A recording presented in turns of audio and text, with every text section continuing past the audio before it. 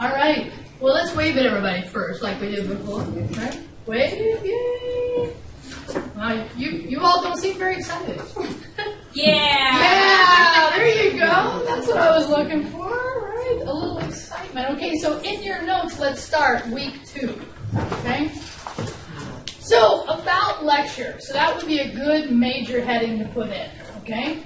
You okay? What's it flashing for? Now go to me. Yeah, go to me. There you go. I don't know either. It's tripping, right? All right, so, yes, sir. No, I got a question. You have a question before we get started? I like it. All right, let's hear it. Remember, you're talking to them too, so ask it loud enough we can all hear. Where are they?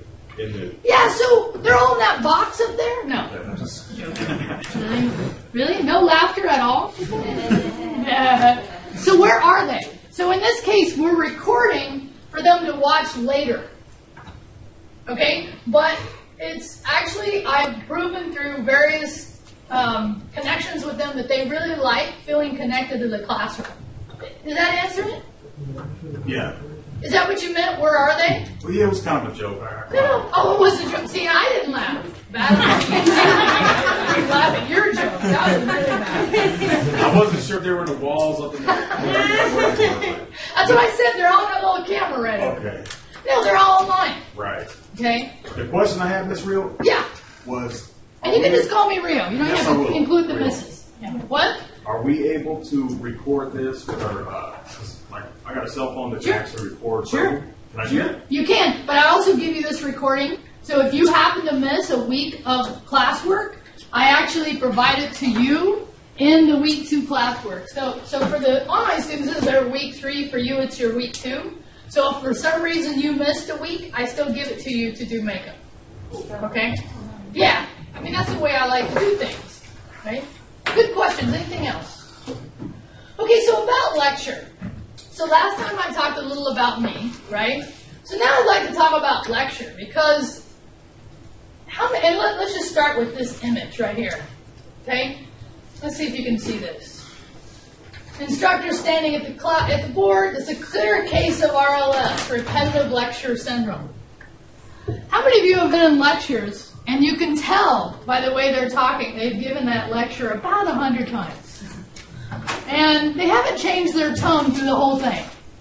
Anybody? Don't tell me any instructor, okay? I'm just saying in general. Okay? So, here's the deal. I have lectures I could absolutely give to you. And this would be a good time. All right, there you go. You're doing good. So I could give you those lectures, but I've decided to try to change things up a little bit.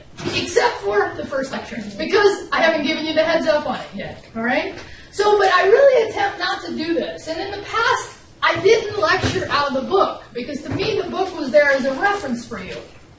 I am a researcher. I do a tremendous amount of research. I spend about an hour and a half a day just trying to keep up on current technology, and then I spend about another hour and a half trying to keep up on my specialty discipline, which is web development. So I really attempt to keep current as much as I can. But given all that, I still want to say that I'm going to try something new this year that you'll hear about after this initial lecture. Okay? And I'm hoping you're open to, we'll see how it works. All right, so in your notes, put this, welcome to the revolution. Now, I start this out in this way. How many remember or know this movie reference?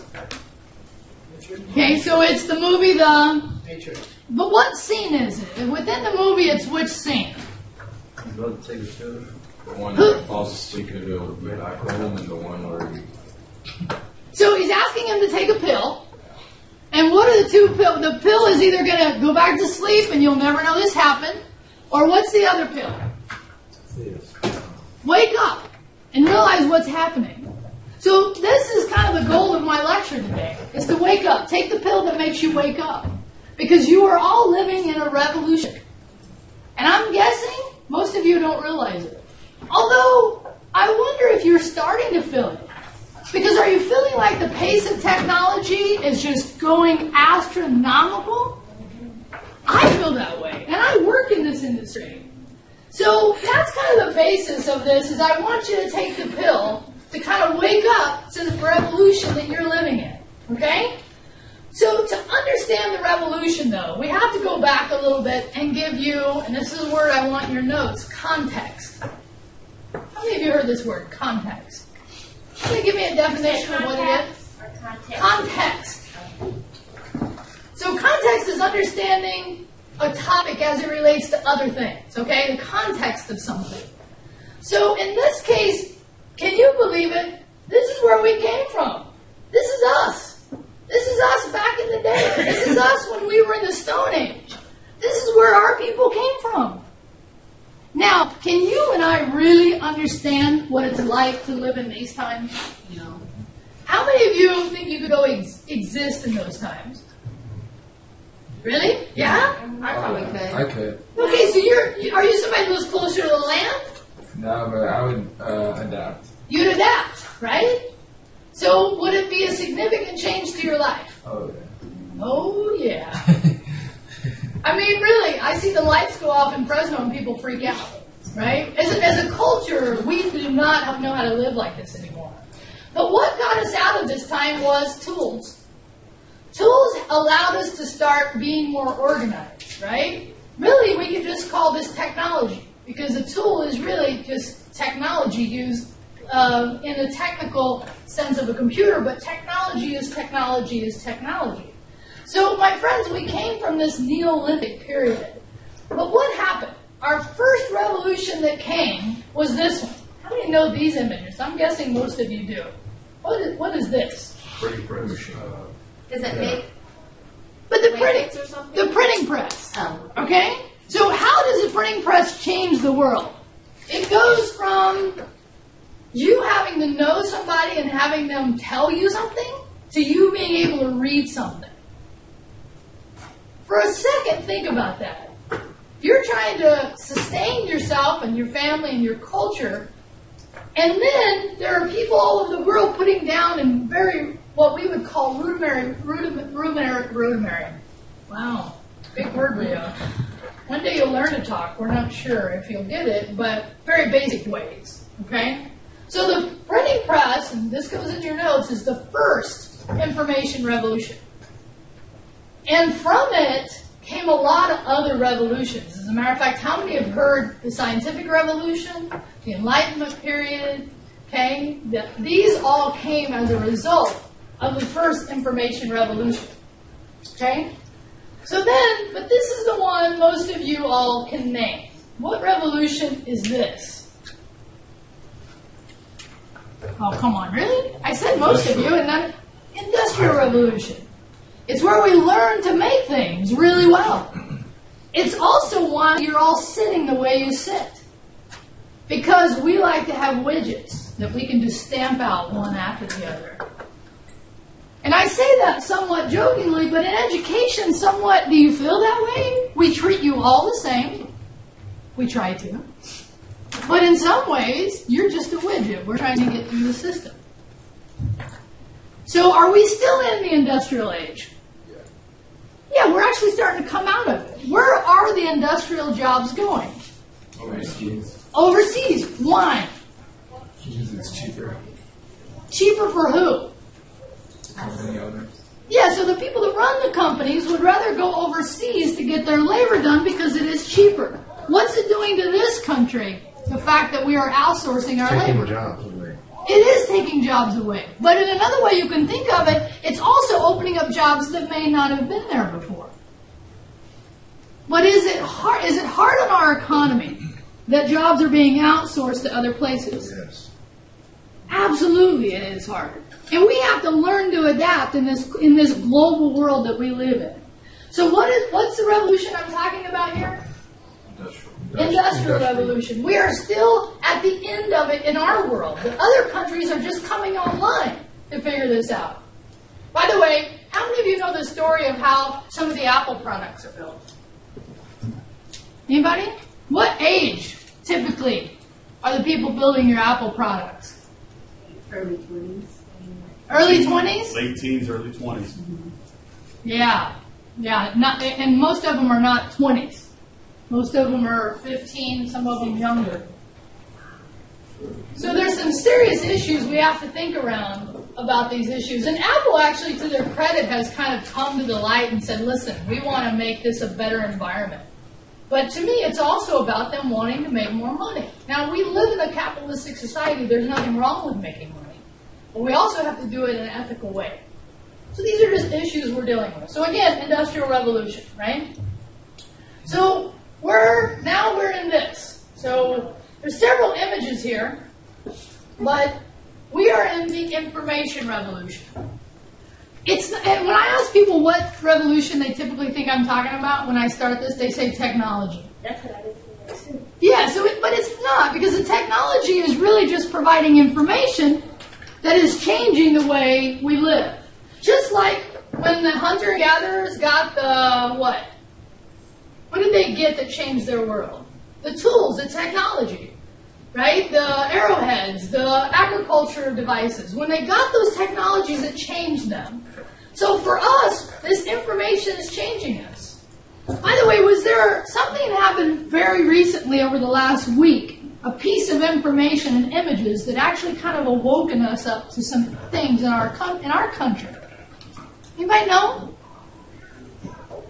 Really? Come on. Really? You watch the news at all? The situation in Iraq? No, in our country. Oh, very Let's start. Where? Ferguson. Anybody heard what's happening in Ferguson, Yeah. Missouri? What's happening in Ferguson related to information? They shot, Say it louder, Trace. they shot a young man 6 times, a police officer, and now they're having protests. Yeah, so there was a young man shot under circumstances that we still don't quite understand, but the people started protesting. But what information did we see from the outside? See looting and rioting. We saw looting and rioting, we saw protests, but we saw information in relationship to cell phone and social media, right? Yeah. People were posting all kinds of stuff all over that we could go consume and look at. Does that change the conversation when more people are looking at this stuff? Now we can talk about Iraq, and we can talk about Syria, and we can talk about these other places, because it's a similar thing happening there. What used to be in the dark is now getting light on it. And it may not be stuff you all, even me, want to see.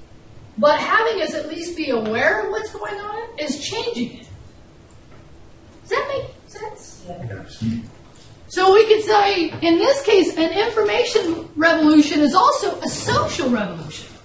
It's fueling a really powerful social revolution that will be kind of interesting to see what happens. So what revolution are we in right now? Information. Information revolution. In your lives, is there information that could change your life? Think about it. Yes. Yeah. Can you give me an example? All the tickets. What? I didn't hear it. Go ahead. Auto ticket. No, lotto. Oh, lotto ticket. Right. Yeah, that's an interesting. I'm trying to imagine. Yeah. Really, it is a piece of information that could definitely change your life. Absolutely. Right? I'm trying to think of a different one. Anybody else have another piece of information? Like, how about, and I think I may have said this to the other class, how about if you get a diagnosis of cancer? That's a piece of information that could change your life. How can you use information technology to help you survive cancer? Yeah. You can use it to see what kind of health benefits you can use. You can look up doctors, what to eat, how to take care of the chemotherapy, a lot of it. Absolutely. Where you would have had to in the past go see a specialist, although I think that's still an option, you can educate yourself with a huge amount of information about what you can do about this. Where you don't have to depend on that specialist as much as you used to, but you come in more informed. Tracy? On that same thing, because now they have it where they're going to be able, like, to get on your cell phone and give Right. results for the doctor. Right. You don't have to come in. Right. Kaiser just started this. How many have heard this? Kaiser now has a program that you can actually get doctor's assistance through the computer rather than have to go in. Over the summer, a friend of mine had this. She was very ill at home. She called up. Somebody talked to her through the computer, through something like Skype. How many have heard of Skype? Right? Or Google Hangout, something like that. So that's the example of how, and these are just one. I mean, we could sit here all day and talk about examples of how the information is changing you, right? So what's the future? What's the future like? Is it good? Is it good? I hear that. I hear you all saying maybe it's good. I don't know. Is it good? In reality, I mean, you're not going to be able to have to go nowhere. Oh, sorry. Do it from your phone and your computer. Sorry. So, say it again, Trace. I was actually trying to It's do like something. now from here on out, you're going to be doing everything right from your phone or your computer. Almost. Well, that's true, right? We're becoming more mobile as a society.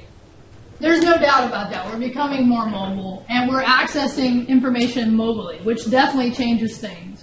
And without a cell phone these days, I'm guessing many of us would feel very disoriented. Like, how many of you know at all times where your phone's at? Right? How many of you have used the computer or the internet to find your phone? I did this the other day. I couldn't find my phone in the house, and I have an Android phone, and there's a website I can go to called Device Manager, and it rings my phone really loud until I find it. And I found it in the house. And it will also tell you if you left it somewhere, it will tell you. So, I mean, how did we get on this? Okay, I was asking, what's the future like? That's actually more the present. That's how we are today. So here's a chart that often freaks people out, okay? So this chart is have you heard this term exponential growth? So in your notes, just put EXPO, exponential, and spell out, and actually it's EXPONENTION, exponential. So computers right now are on the track of an exponential growth. And I'm going to read this chart to you. It hasn't been updated, but it's still on track and it's still true. So where we're at, which is about between 2000 and 2020, computers have about the intelligence of one mouse's brain. Okay, that's about the intelligence they have. And this is cost related to time and computing power. And I see that. I don't know if you all see that. How many of you remember Watson on Jeopardy? Watson beat the Jeopardy champions, right? So this is where we would say, is it more than a mouse's brain? Yeah, we are seeing some technologies that's advanced. So this exponential growth, though, when we go out to about 2030, between here, computers start to have the intelligence of one human's brain. I'm going to show you this so the online students can see it. So we're here, 2030. So what is it going to be like when technology, computers, have the intelligence of one human brain? How different is it going to be than it is today? Well, I feel like if it was going to be compared to one human brain, it would have to be able to operate on its own. Operate on its own. Like without us inputting things and using it. Yeah, most likely, right? Most likely at this point, we won't be doing this. We'll be thinking and it will be hearing us, right? Question or comment? Would it be rational or would it be an emotional mindset? What do you mean? Would the computer actually have an emotional mindset? Oh, I definitely think the computer is going to have an emotional mindset. No, I think that's part of what evolution of computers, we're already seeing this in different areas.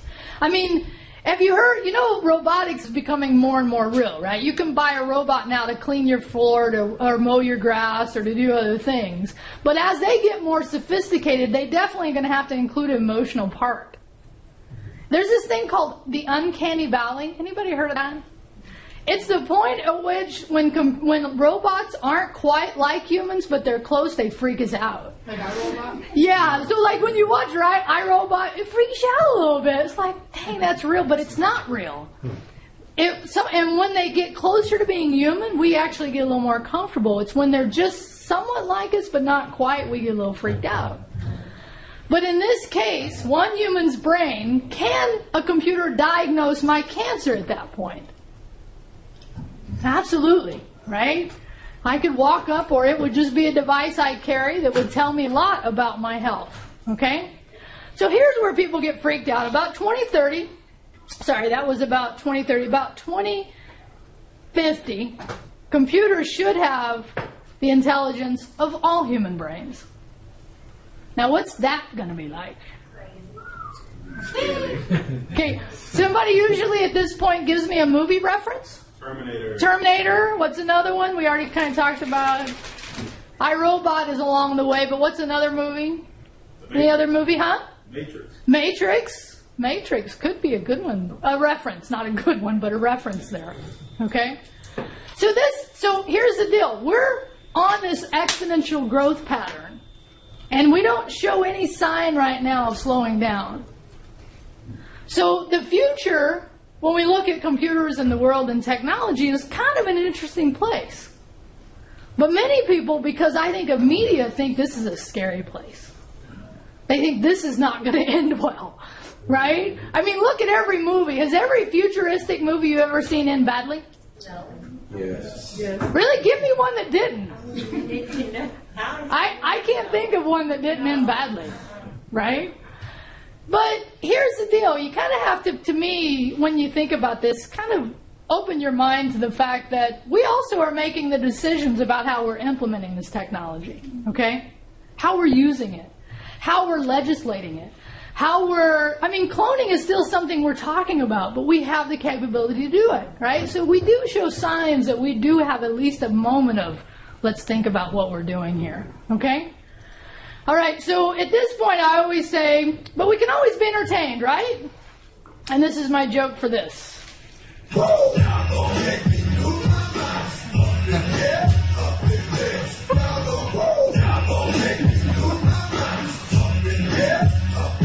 Okay, why do you think I play that at this point?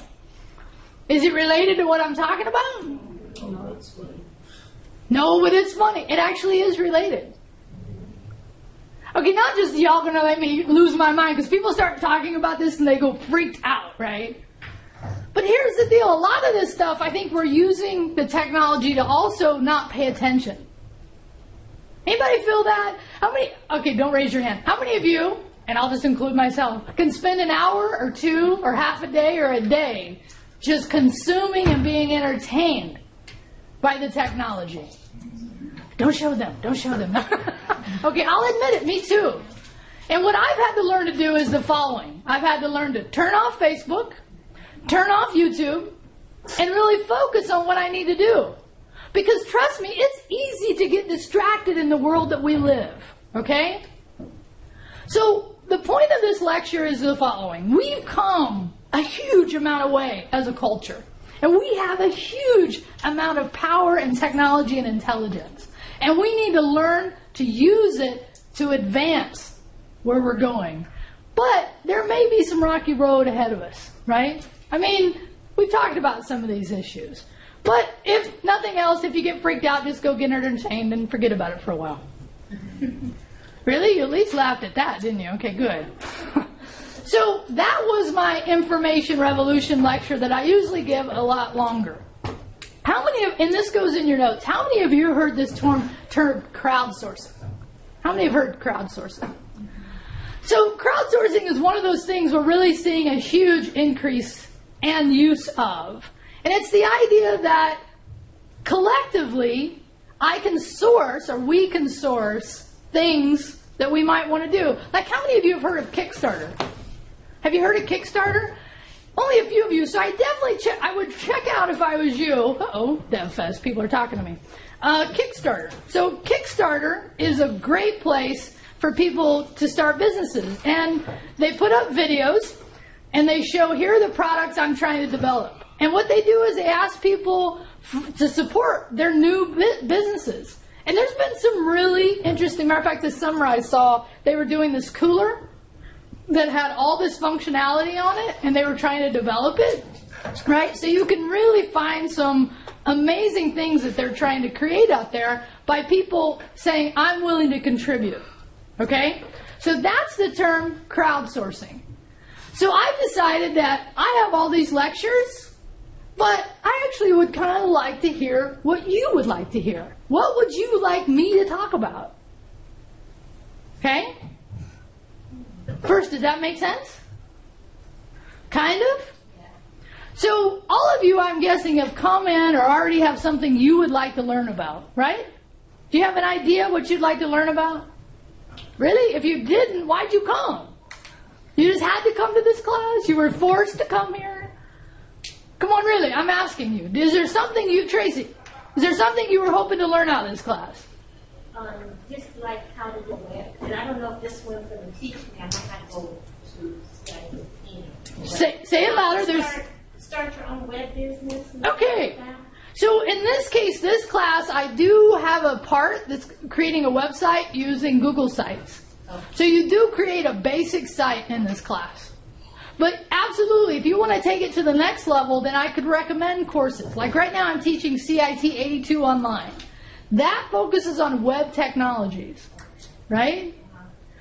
So here's what I want you to do. I've provided to all of you, and the students will get it online. As part of your classwork today, is I want you to fill out this form, okay? And I have it down in classwork. It's right here. And so just give me your first name and give me, and I say topics, more than one. Give me a couple that you would like to hear me talk about, okay?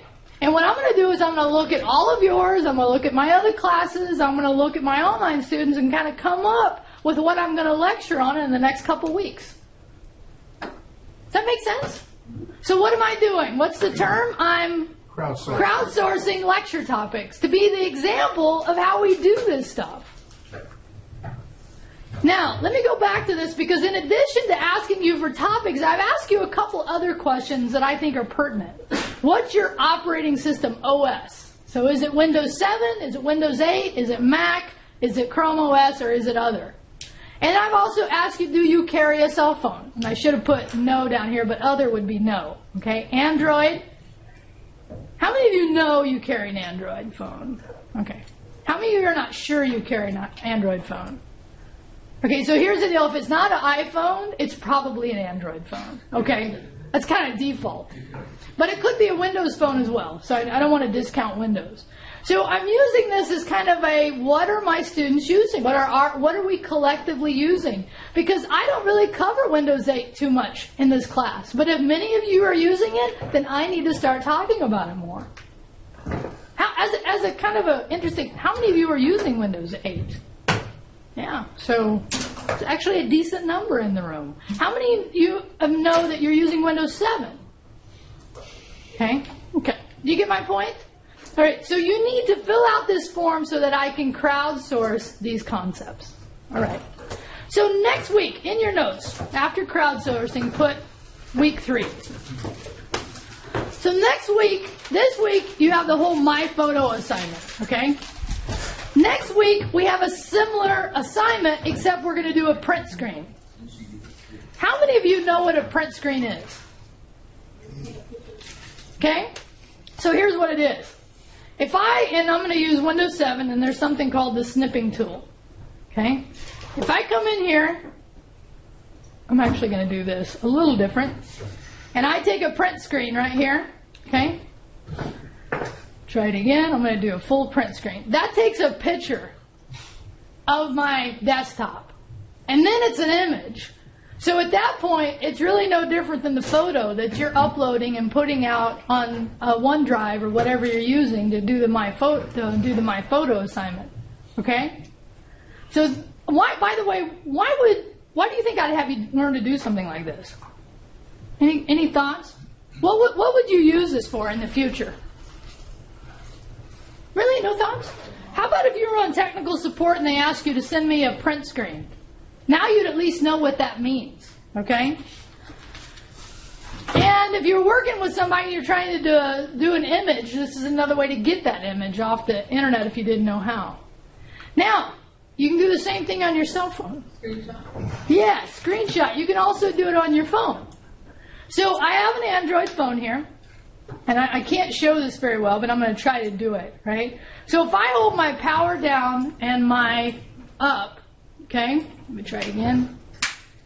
Up, power down. It takes a print screen of that. So what I'm saying here is that if you want a little more of a challenge for next week, do it mobile. Because every mobile, like, remember we were talking about more of you are now on mobile. So you can do the print screen on the desktop. I think that's good. You need to learn it. But if you want a little more of a challenge, figure out how to do it on your phone. Yeah? Is this something we have to also do the link on? Yes. Because I tried to link with my phone. I tried for hours and I couldn't get it, so I had to come back down here to do it. There might have been a different way to do it, but I just couldn't figure it out. So it's a good point. So when you were trying to do the My Photo assignment, and you were using your phone, you would have to have had OneDrive logged in order to put it up on OneDrive, or you had to put it up on Google Docs and then shared it that way. But it is more challenging. But once you get it on your device, you can also email it to yourself and use it from there. So here's what, I'll talk to you individually, but it's a good point, right? So what I would say is I'm saying do mobile in what case? If you want more of a challenge, that's all I'm saying, okay?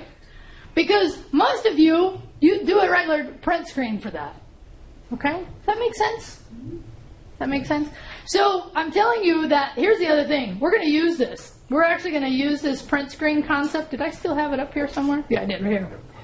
Because this is just a file save as, okay? This is just an image now. Actually, it's a file that a file type is a PNG, which is an image file. And then I'm going to show you how to modify the size of this file, okay? So that might be something you might want to learn about. Like, how many of you want to know about how to manipulate images, how to, because that's where sometimes these cell phones are really handy, right? What is it that a lot of people use app-wise with images, pictures? What application? Photo editing. Photo editing, but what application? Instagram. What made Instagram so popular? Filters. I mean, we've been able to do filters forever, but somehow we thought they were so new. Could give you that old look, right? And by the way, who bought Instagram? And how much did Facebook pay for Instagram? So we could actually go to Google and we could ask this, right? Facebook purchased Instagram, and look at that price. Anybody want to guess before I go there how much they bought them for? $715 million. They also bought WhatsApp. Yeah, and they bought WhatsApp too. Now we could talk about why they bought these things. But the point is that this whole idea of being able to take images and manipulate them is something we can do on the phone, but we can definitely do it on the web as well, because we have sites like I will show you called Pixlr that is basically a photo editor on the web. Because many people, if they know about photo editing, they're like, oh, that's Photoshop. How many of you have heard of Photoshop, right? Most people don't need Photoshop because Photoshop does a ton of stuff. Most of you only need one or two things you need to edit your images, okay? So I show you how to use this for next week's assignment, okay? All right. That's actually all I had for week 2's classwork. Any questions? No questions? All right, let's show them. Let's say goodbye to the online students. And I apologize to them because I just turned my audio on halfway, so they got bad audio from me for a little while. All right, let's go ahead and shut it down.